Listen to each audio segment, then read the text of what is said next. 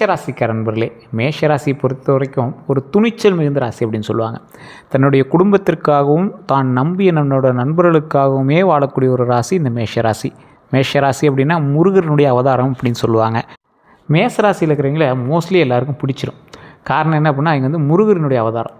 எல்லார்கிட்டையும் பழகுவாங்க, எல்லார்ட்டையும் நல்லா பேசுவாங்க. ஆனால் அவங்களுக்கு கிடைக்கிறது துரோகமும், அவங்களுடைய தன்னம்பிக்கை இழக்கிற மாதிரி மற்றவங்க வந்து இவங்களை வந்து பாயிண்ட் அவுட் பண்ணி பேசுகிறது. இவங்க முன்னாடி ஒன்று பேசுகிறது, இவங்க நகர்ந்தப்புறம் இவங்கள பற்றியே வேற எங்கிட்ட பேசுகிறது. இவங்ககிட்ட நல்ல பலனெல்லாம் அனுபவிச்சுட்டு அவன் என்னடா பண்ணால் அவன் கிடக்கிறான்டா அப்படிங்கிற மாதிரி பேசுகிறது. ஸோ இந்த மாதிரி சில குணங்கள்னால மேஷராசிக்காரனுடைய தற்சார்பு வாழ்க்கையே ஒரு மாதிரி கேள்விக்குறியாலாம் இருந்திருக்கு.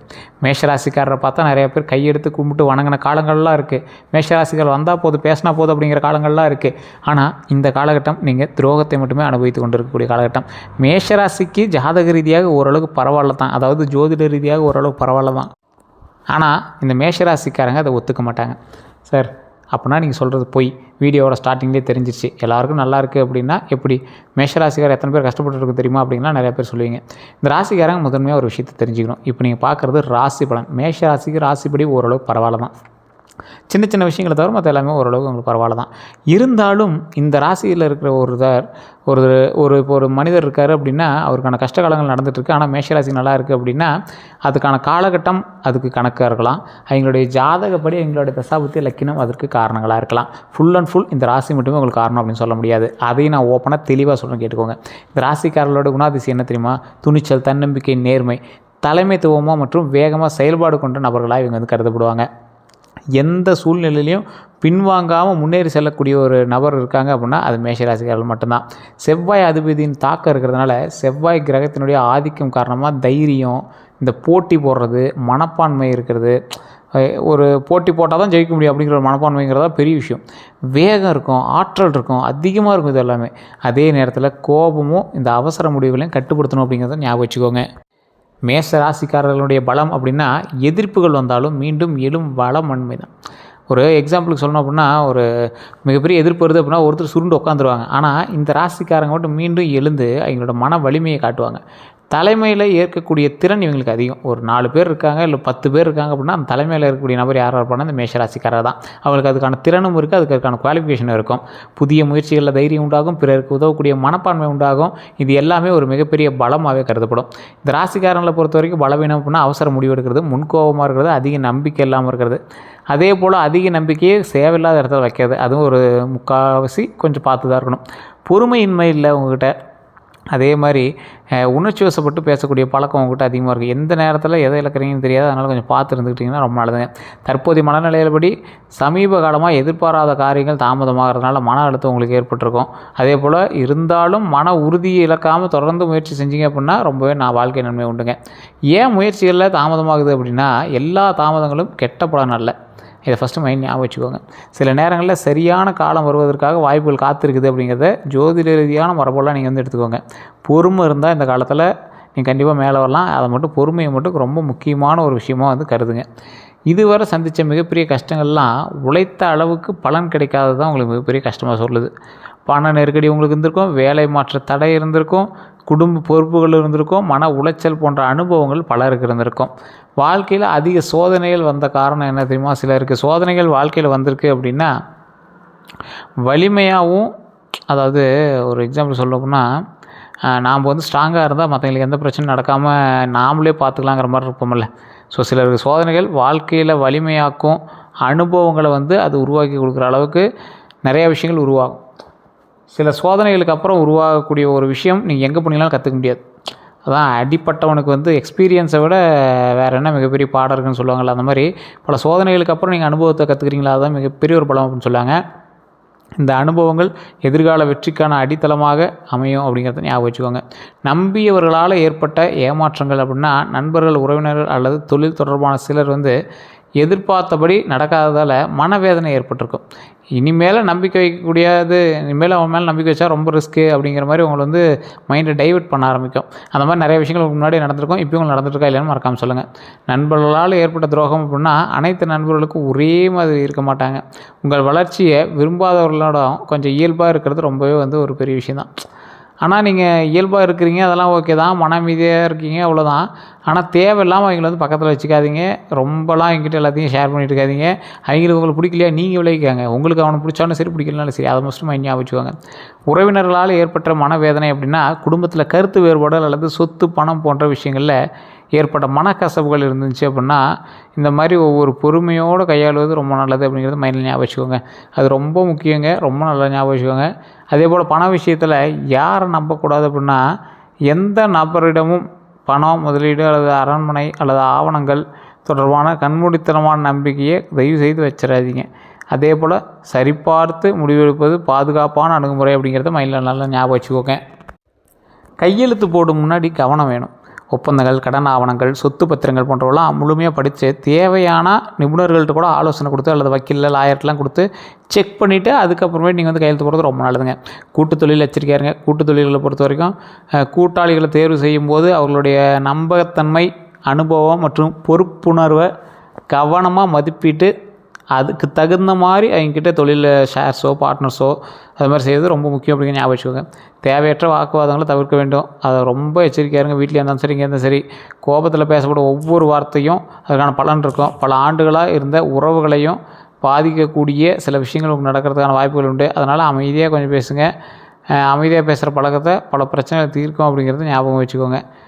கோபம் வாழ்க்கையை எப்படி பாதிக்குது அப்படின்னா கோபம் தவறான முடிவுகளை எடுக்க செய்யுங்க. குறிப்பாக தொழில், குடும்பம் மற்றும் நட்பு உறவுகளில் பொறுமையுடன் நடப்பது அதிக நன்மை தரும் அப்படிங்கிறத ஞாபகம் வச்சுக்கோங்க. இதுதான் உங்களுக்கு மெயினான ஒரு விஷயம். ஒரு விஷயம் ஷார்ப்பாக சொல்லணும் அப்படின்னா தேவையற்ற வாக்குவாதங்களை தவிர்க்க வேண்டிய ஒரு காலகட்டத்தில் நீங்கள் இருக்கீங்க. நீங்கள் நார்மலாக வண்டியில் போயிட்டுருக்கீங்க, ஒருத்தவங்ககிட்ட வந்து சண்டைக்கு வருவான், அது பெரிய பிரச்சனையாகவும் உங்களை மாட்டி விட்டு நீங்கள் தான் காரணம் அப்படின்ட்டு போயிடுவாங்க. நீங்கள் பெரிய வண்டியில் போயிருப்பீங்க, சின்ன வண்டியில் போயிருப்பான். அந்த மாதிரி நேரத்தில் அமைதியாக பேசுங்க. எந்த நேரத்துலையும் அதீத கோபம் வேண்டாம் அப்படிங்கிறத ஞாபகம் வச்சுக்கோங்க. கோபம் வாழ்க்கை எப்படி பாதிக்குது அப்படின்னு உங்களுடைய வாழ்க்கையை பார்த்து தெரிஞ்சுக்குவாங்க பாதி பேர். அதனால் கொஞ்சம் பார்த்துருங்க. கோபம் தவறான முடிவுகளை எடுக்க செய்யும் அப்படிங்கிறத ஞாபகம் வச்சுக்கோங்க. குறிப்பாக தொழில், குடும்பம் மற்றும் நட்பு உறவுகளில் பொறுமையோடு நடக்கிறது ரொம்ப நன்மையை தரும் அப்படிங்கிற ஞாபகம் வச்சுக்கோங்க. மறைமுக எதிரிகளை எப்படி அறியலாம் அப்படிங்கிறத ஃபஸ்ட்டு தெரிஞ்சுக்கிட்டு அதுக்கு தகுந்த மாதிரி நீங்கள் கொஞ்சம் செயல்படுங்க. உங்கள் வெற்றியை கண்டு மகிழாதவங்க, தேவையில்லாமல் எதிர்மறை கருத்துக்களை பரப்புறவங்ககிட்ட அல்லது உங்களை தாழ்வாக காட்ட முயற்சிக்கிறவங்ககிட்ட விழிப்போடு இருக்கிறது ரொம்ப நல்லது. யாருக்கிட்ட ரகசியங்களை பகிரக்கூடாது அப்படின்னா தனிப்பட்ட திட்டங்கள், பண விஷயம் மற்றும் குடும்ப ரகசியங்கள்லாம் எல்லாத்துக்கிட்டையும் பகிராமல் நம்பகத்தன்மையாக இருக்கிறவங்கிட்ட மட்டும் பேசுங்க. ரொம்ப நீங்கள் எல்லாத்துக்கும் சொல்லணுங்கிறதுலாம் அவசியமே இல்லை. ஸோ தேவையானவங்கிட்ட மட்டும் பேசுகிறது ரொம்ப நல்லது. அதே போல் பொறாமை கொண்டவர்களை எப்படி அடையாளம் காணலாம் அப்படின்னா உங்கள் வெற்றியை பாராட்டாமல் குறை கூறுவாங்க. எப்போ கூப்பிட்டு பேசினாலும் அல்லது உங்கள் முன்னேற்றத்தை பற்றி மகிழ்ச்சி அடைகிறாங்களா இல்லையாங்கிறது செக் பண்ணுங்கள் ஃபஸ்ட்டு. யார்கிட்ட சொன்னாலும் உங்கள் முன்னேற்றம் மற்றவங்களுக்கு தெரியணுங்கிறதுக்கோசரம் முன்னேறக்கூடாதுங்க. உங்களோட முன்னேற்றம் வளர்ந்ததுக்கப்புறம் தெரிஞ்சால் போதும். ஸோ வளரும் போதே நீங்கள் சொல்லணும் அப்படிங்கிற அவசியம் கிடையாது. அடுத்த 12 நாட்களை பொறுத்த வரைக்கும் சில தாமதமான வேலைகளில் முன்னேற்றம் இருக்கும். ஸோ கொஞ்சம் கொஞ்சமாக அப்படியே ஸ்டெப்பாக முன்னேற இருக்கும். தொழிலில் புதிய தகவல் கிடைக்கலாம்.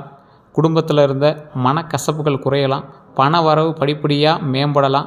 அதே நேரத்தில் அவசர முடிவுகள், தேவையற்ற செலவுகள் மற்றும் கோபத்தை கட்டுப்படுத்தினா இந்த காலத்தை சிறப்பான காலமாக நீங்கள் வந்து ரெடி பண்ணலாம். இதில் முதல் 3 நாட்கள் நீங்கள் கவனிக்க வேண்டியது என்ன அப்படின்னா தொழில், பணம், குடும்பம் தொடர்பான விஷயங்களில் நிதானமாக செயல்பட்டால் தேவையற்ற பிரச்சனைகளை தவிர்க்கலாம் அப்படிங்கிறது ஞாபகம் வச்சுக்கோங்க. உடல் நலத்தில் சிறிது கவனமாக இருக்கணும். அடுத்ததில் நீண்ட நாட்களாக எதிர்பார்த்திருந்த ஒரு நல்ல தகவல் கிடைக்க வாய்ப்பு இருக்குங்க. வேலை, தொழில், வருமானம் அல்லது குடும்பம் தொடர்பான சாதகமான மாற்றங்கள் தொடங்கலாம். மனதில் புதிய நம்பிக்கை உருவாகுங்க. அதே போல் ஒரு புதிய நபர்களினுடைய அறிமுகம் கிடைக்கும். தொழிலில் விரிவாக்கம் உண்டாகும். வேலை வாய்ப்பு அல்லது வருமானத்தை அதிகரிக்கக்கூடிய சந்தர்ப்பங்கள் உருவாகலாம். சரியான வாய்ப்பை அடையாளம் கண்டு பயன்படுத்துவது ரொம்ப முக்கியம் அப்படிங்கிறத ஞாபகம் வச்சுக்கோங்க. இந்த 10 to 12வது நாள் இருக்குது பார்த்திங்களா, அதில் அவசரமாக இல்லாமல் கொஞ்சம் யோசித்து எடுக்கக்கூடிய முடிவுகள் நீண்ட கால நன்மையை தரும் அப்படிங்கிறது ஞாபகம் வச்சுக்கோங்க. பெரிய முதலீடு அல்லது தொழில் முடிவுகளை அனுபவம் உள்ளவங்ககிட்ட கொஞ்சம் ஆலோசித்து எடுக்கிறது ரொம்ப நல்லது. யார்கிட்ட கேட்குறது அப்படிலாம் பார்க்காதீங்க. கொஞ்சம் யோசித்து செயல்படுத்துறது ரொம்ப நல்லதுங்க. தொழிலில் வளர்ச்சி ஏற்படுறதுக்கான ஒரு காலகட்டம். சமீப காலமாக இருந்த மந்த நிலையெல்லாம் படிப்படியாக குறையும். உழைப்பிற்கு மதிப்பு கிடைக்கக்கூடிய தொடங்கும். புதிய பொறுப்புகள் மற்றும் முன்னேற்றத்துக்கான வாய்ப்புகள் வந்து உருவாக்கக்கூடிய ஒரு காலகட்டமாக அமையும்.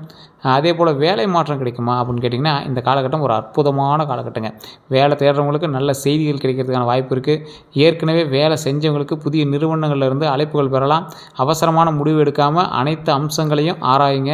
ஸோ எதுக்கும் துணிஞ்சு செயல்படுறத விட கொஞ்சம் யோசித்து செயல்படுறது ரொம்ப நல்லதுங்கிறது ஞாபகம் வச்சுக்கோங்க. பதவி உயர்வுக்கான வாய்ப்புகள் இருக்குது. இருந்தாலும் கூடுதல் பொறுப்புகள் கிடைக்கும். பதவி உயர்வு அல்லது கூடுதல் பொறுப்பு 2ல் ஏதோ ஒன்று கிடைக்கிறதுக்கான வாய்ப்புகள் உண்டு. மேல் அதிகாரிகிட்ட கவனிக்க தொடங்கக்கூடிய ஒரு காலகட்டம். நீங்களும் கவனிக்க ஆரம்பிப்பீங்க, அவங்க உங்களை நோட் பண்ண ஆரம்பிப்பாங்க. பொறுப்புடன் செயல்பட்டால் பதவி உயர்வு உண்டு. ஸோ அதனால் நீங்கள் பயப்பட தேவையில்லை. சம்பள உயர்வுக்கு சாத்தியமான ஒரு காலகட்டங்க. வருமான உயர்வு குறித்து பேசுவாங்க. உங்களுக்கு சாதகமாக அமையும். நீங்கள் எதிர்பார்த்த அளவு கிடைக்குதான்னு தெரியாது. ஒரு 90% ரீச் பண்ணிடுவீங்க. உங்கள் திறமையை வெளிப்படுத்தக்கூடிய ஒரு காலமாக இந்த காலம் பயன்படுங்க. புதிய தொழில் தொடங்குறதுக்கான ஒரு காலம். சரியான திட்டமிடலும் முதலீடும் கணக்கிட்டு அதோட அனுபவம் உள்ளவங்ககிட்ட ஆலோசனையோடு தொடங்குனீங்க அப்படின்னா நல்ல முன்னேற்றம் கிடைக்குங்க. முழு ஆய்வு இல்லாமல் பெரிய முதலீடு செய்வதை தவிருங்க. அதே போல் வியாபாரத்தில் லாபம் எப்படி இருக்க போகுது அப்படின்னா, மெதுவாக இருந்த வியாபாரம் மீண்டும் வளர்ச்சி பாதைக்கு திரும்பக்கூடிய வாய்ப்பு உண்டாகுது. பழைய வாடிக்கையாளர்கள் மீண்டும் வரலாம். புதிய வாடிக்கையாளர்களுக்கு சேரக்கூடிய ஒரு அற்புதமான காலகட்டமாக இந்த காலகட்டம் அமைதுங்க. கூட்டாளிகளை தேர்வு செய்வது எப்படி அப்படிங்கிறத நோட் பண்ணிக்கோங்க. நேர்மை, அனுபவம் மற்றும் நிதி ஒழுக்கம் உள்ளவங்களை மட்டுமே கூட்டாளியாக தேர்வு செய்யுங்க.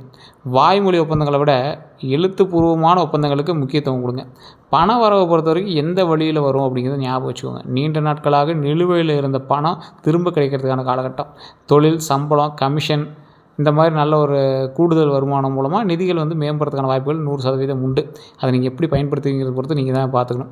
எதிர்பாராத பணவரவு உண்டா அப்படின்னு கேட்டிங்கன்னா, சிலருக்கு பழைய முதலீடுகள், நிலுவைத் தொகை அல்லது எதிர்பாராத வருமான வாய்ப்புகள்லாம் கிடைக்குங்க.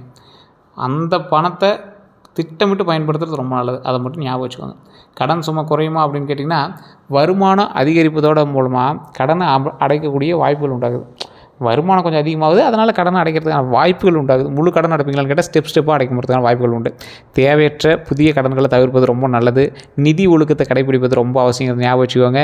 சேமிப்பு அதிகரிக்குமான்னு கேட்டிங்கன்னா, சிறிய அளவிலான சேமிப்புகள் தொடர்ந்து செய்தால் எதிர்காலத்தில் கொஞ்சம் பெரிய நன்மைகள் கிடைக்கிறதுக்கான வாய்ப்புகள் இருக்குது. வருமானம் அதிகரிக்கக்கூடிய ஒரு காலகட்டம் தான், சேமிப்பு முக்கியத்துவம் கொடுங்க. அதே மாதிரி முதலீடு செய்ய நல்ல நேரமானு கேட்டால், அனைத்து முதலீடுகளையும் நிதானமாக ஆய்வு செய்கிறது ரொம்ப நல்லதுங்க. கொஞ்சம் நிதானமாக பொறுமையாக முதலீடுகளை இது பண்ணுங்கள். தவறுதலாக எந்த ஒரு விஷயத்தையும் செஞ்சு மாட்டிக்காதீங்க. உடனடியாக பண முதலீடு செய்யாமல் கவனமாக இருங்க. பங்குச்சந்தை அல்லது முதலீட்டில் கவனமாக இருங்க. அனுபவம் இல்லாமல் அதிக ஆபத்துள்ள முதலீடுகளில் ஈடுபட வேண்டாம். நீண்டகால முதலீடு திட்டங்களை சிலருக்கு ஏற்றதாக இருக்கிறதுக்கான வாய்ப்புகள் இருக்குது. இருந்தாலும் செக் பண்ணிட்டு கொஞ்சம் போடுறது ரொம்ப நல்லதுங்க. திருமணத்தடை நீங்குமான்னு கேட்குறவங்களுக்கு, நீண்ட நாட்களாக இருந்த திருமணத்தடை கொஞ்சம் கொஞ்சமாக அப்படியே நல்ல பேச்சுவார்த்தைகள் மூலமாக தொடங்கும். அதெல்லாம் அந்த தடையெல்லாம் நீங்கி அந்த நல்ல காரியங்கள் தொடங்கும். குடும்பத்தினரோட ஆதரவு கொஞ்சம் அதிகரிக்கும். ஸ்டெப் எடுக்காதவங்களாம் ஸ்டெப் எடுக்க ஆரம்பிப்பான். திருமணமானவர்களுடைய குடும்ப நிலைன்னு பார்த்திங்கன்னா, கணவன் மனைவியிடையே இருந்த சிறிய கருத்து வேறுபாடுகள் குறையுங்க. புரிதல் அதிகரிக்கும் காலமாக இருக்குது. விட்டு கொடுத்து நடந்தால் குடும்பத்தில் அமைதி நிலவும். கணவன் மனைவி உறவை பொறுத்த வரைக்கும் ஒருவர் மதித்து பேசுவது ரொம்ப நல்லது. கோபத்தை குறைப்பது மற்றும் குடும்பத்துக்கு நேரம் ஒதுக்குவது ரொம்ப நல்லதுங்க. உறவை வலுப்படுத்தும். அதே போல் அன்பு, நம்பிக்கையும் அதிகரித்தா குடும்ப வாழ்க்கை மறுபடியும் மென்மேலும் வளர்ந்து வரும். அதை மட்டும் மைண்டில் ஞாபகம் வச்சுக்கோங்க. இதான் ஒரு முக்கியமான ஒரு விஷயமாகவே உங்களுக்கு சொல்லப்படுதுங்க. இன்னொன்று, இந்த காலகட்டத்தில் இந்த ராசிக்காரங்க ரொம்ப தெளிவாக தெரிஞ்சிக்க வேண்டிய ஒரு விஷயத்தையும் நான் சொல்கிறேன், கேட்டுக்கோங்க. காதல் வெற்றி பெறுமான்னு நிறைய பேர் கேட்குறீங்க. ஸோ இந்த மாதிரி விஷயங்கள்லாம் கீழே ஒரு நம்பர் கொடுத்துருக்கேன், பிரபல ஜோதிடருடைய நம்பர். நீங்கள் ஃபஸ்ட்டு ட்ரை பண்ணுங்கள், ஃபோன் பண்ணி பாருங்கள். சார், இந்த மாதிரி ஒரு விஷயம் இருக்குது, இது செட் ஆகுமா?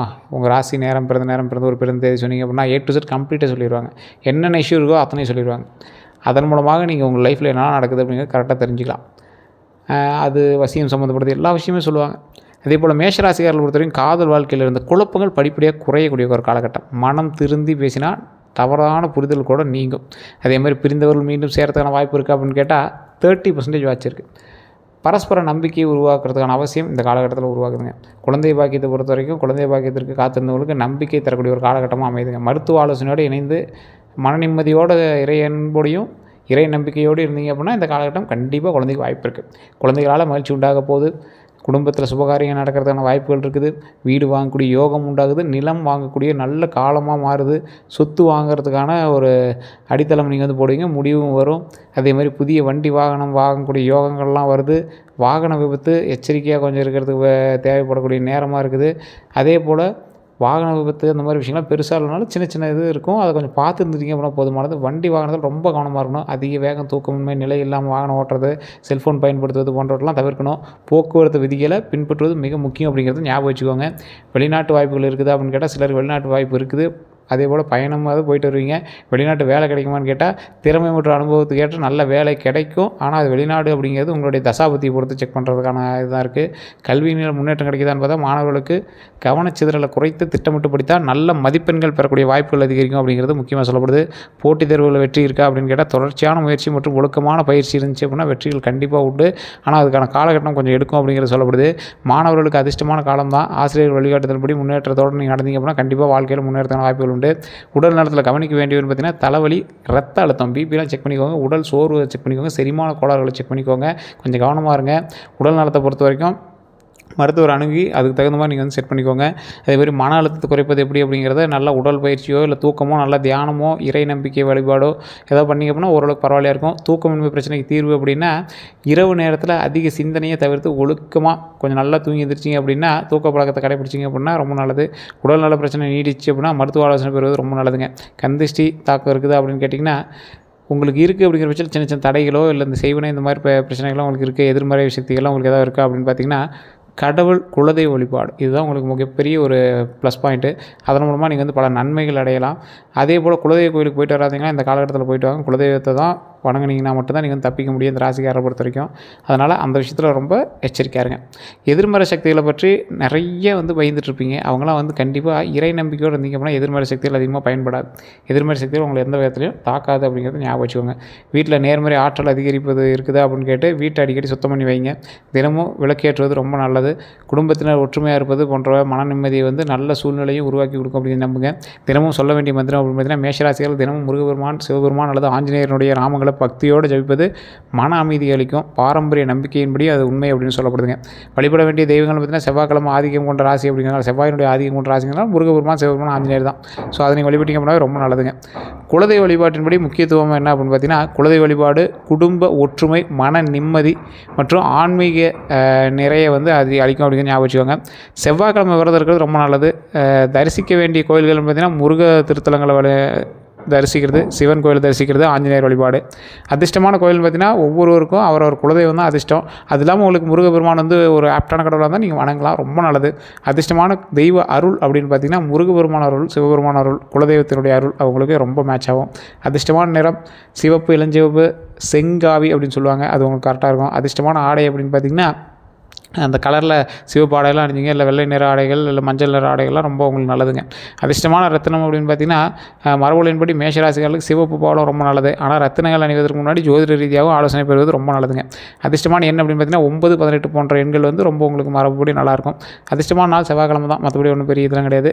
அதிர்ஷ்டமான நேரம் பார்த்தீங்கன்னா காலை நேரத்தில் மன அமைதியோடு முக்கியமாக பணிகளை தொடங்குனீங்க அப்படின்னா ரொம்ப நேரமாக இருக்குங்க, நல்லதாக இருக்கும். அதிர்ஷ்டமான திசை அப்படின்னா கிழக்கு மற்றும் தெற்கு திசையில் சில பாரம்பரிய ஜோதிட கருத்துக்களின்படி இந்த ரெண்டின் மூலமாக அதிர்ஷ்டம் உங்களுக்கு உண்டாகுதுங்க. அதிர்ஷ்டமான மலர் செம்பருத்தி, அரளி போன்றவெல்லாம் அதிர்ஷ்டமான மலருங்க.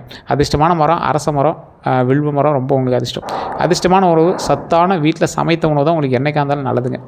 இந்த மாதத்தில் தவிர்க்க வேண்டிய சில விஷயங்கள் அப்படின்னா அவசர முடிவுகளை தவிர்த்துக்கோங்க, தேவையற்ற கோபத்தை தவிர்த்துக்கோங்க, அதிக செலவுகளை தவிர்த்துக்கோங்க, பிறரை எளிதில் நம்புவதை தவிர்த்துக்கோங்க, சட்ட ஆவணங்களை படிக்காமல் கையெழுத்திடுவதை தவிர்த்துக்கோங்க.